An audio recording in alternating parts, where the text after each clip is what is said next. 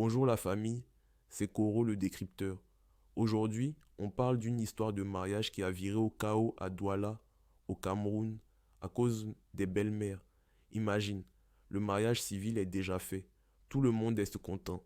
Le lendemain, on se retrouve chez les parents du marié pour la cérémonie traditionnelle. Les deux familles sont là, on prépare la suite, on attend juste les nouveaux mariés qui arrivent plus tard dans la journée.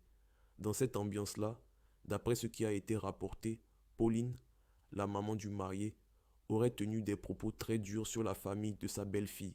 Elle aurait parlé de pauvreté, de dette, bref, des mots qui blessent, surtout dans un moment censé rassembler. Le problème, c'est que une cousine de la maman de la mariée, Rufine, aurait enregistré ces paroles et les aurait ensuite fait écouter à Martine Colette, la mère de la mariée.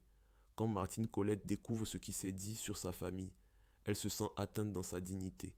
Elle va demander des explications. Le ton monte entre les deux belles-mères. Les tensions s'installent, pendant que tout le monde fait semblant de continuer la journée normalement.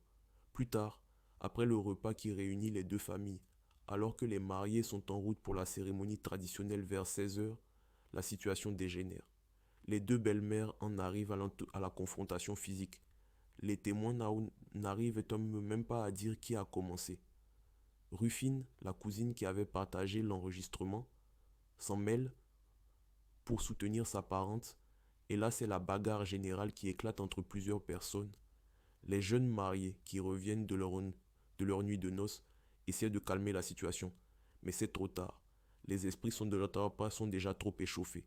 Au final, c'est un policier qui réussit à stopper tout le monde, notamment en utilisant un pétard pour disperser.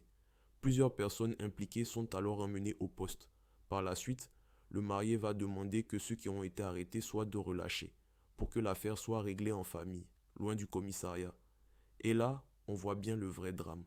Un moment qui devait unir deux familles se transforme en humiliation publique, juste parce que la parole n'a pas été maîtrisée, et que les rancœurs ont pris le dessus. Morale de l'histoire, ma famille, un mariage, ce n'est pas seulement deux personnes qui s'unissent, ce sont aussi deux familles qui apprennent à se respecter. Les mots qu'on lâche derrière le dos des autres peuvent détruire la fête de ses propres enfants. Si tu veux d'autres décryptages comme ça, abonne-toi, on va continuer à analyser ensemble.